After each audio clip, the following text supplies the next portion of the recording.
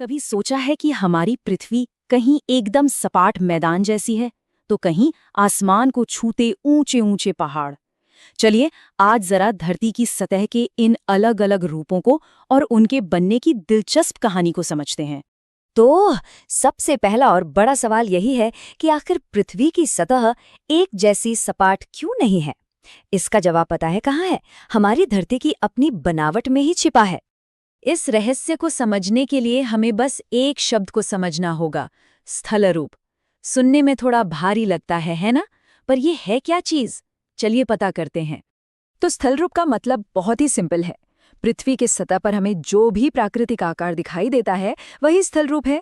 चाहे वो विशाल हिमालय पर्वत हो, दक्कन का पठार हो या फिर गंगा के हरे भरे मैदान, ये सभी अलग अलग तरह के स्थल रूप हैं।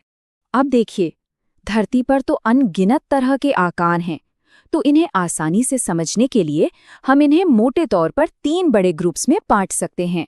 आइए एक एक करके इन तीनों को जानते हैं। सबसे पहले बात करते हैं पर्वतों की। ये धरती के वो विशाल हिस्से हैं जो अपने आसपास की जमीन से बहुत ज्यादा ऊंचे और ऊबड़-खाबड़ होते हैं।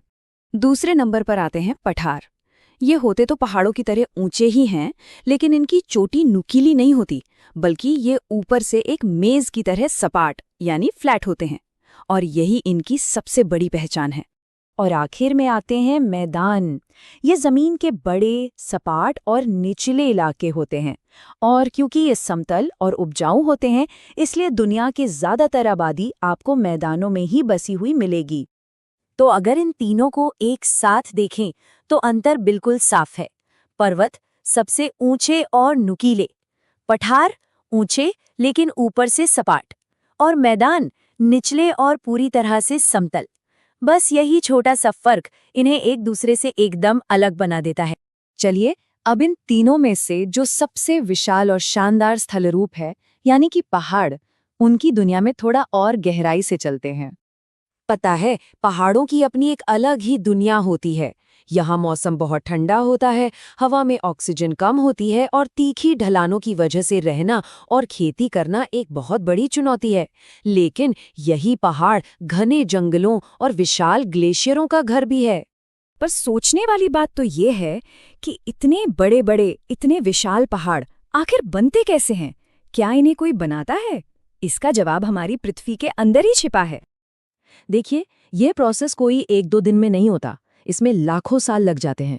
जब हमारी पृथ्वी के अंदर की विशाल चट्टानी प्लेटें, जिन्हें टेक्टोनिक प्लेट्स कहते हैं, एक दूसरे से टकराती हैं, तो जमीन किसी कागज की तरह मुड़कर ऊपर उठने लगती है, और इसी जबरदस्त दबाव से हिमालय जैसी विशाल पर्वत श्रृंखलाएं बनती हैं। लेकिन हाँ, पहाड़ बनने का सिर्फ यही एक तरीका नहीं है। कुछ पहाड़ तब भी बनते हैं जब किसी ज्वालामुखी से निकला लावा ठंडा होकर एक के ऊपर एक जमता चला जाता है। धीरे धीरे ये एक शंकु यानी कोन जैसा पहाड़ बन जाता है। तो इसी आधार पर पहाड़ों को 3 मेन टाइप्स में बांटा गया है। एक होते हैं वलित पर्वत जैसे हिमालय, जो प्लेटों के मुड़ने से बनते हैं। दूसरे हैं ब्लॉक पर्वत जैसे सतपुड़ा, जो जमीन के एक हिस्से के ऊपर उठने से बनते हैं। और तीसरे हैं ज्वालामुखी पर्वत जैसे जापान का माउंट फूजी, जो लावे के जमने से बनते हैं। अच्छा, तो अब हम ये तो समझ गए कि पहाड़ क्या हैं और बनते कैसे हैं, पर सवाल ये है कि ये हमारे लिए इतने जरूरी क्यों हैं? देखिए, पहाड़ सिर्फ पत्थर और मिट्टी के ढेर नहीं हैं, ये तो जीवन का स्रोत हैं। ये हमारी नदियों को जन्म देते हैं, मॉनसूनी हवाओं को रोककर बारिश करवाते हैं, और हमारी पृथ्वी की जलवायु को बैलेंस करने में एक बहुत ही अहम रोल निभाते हैं। और इसका सबसे अच्छा उदाहरण तो हमारे अपने देश में ही है। सोचिए, हमारी जीवन देने वाली नदियां गंगा, यमुना, ब्रह्मपुत्र, ये सभी महान हिमालय के ग्लेशियरों से ही तो निकलती हैं। इन्हीं से करोड़ों लोगों की जिंदगी चलती है। तो आखिर में ये कहना बिल्कुल सही है कि अपनी ऊंचाई, अपनी विशालता और हमारी जिंदगी पर अपने असर के कारण पहाड़ वाकई पृथ्वी पर सबसे शानदार संरचनाएं हैं।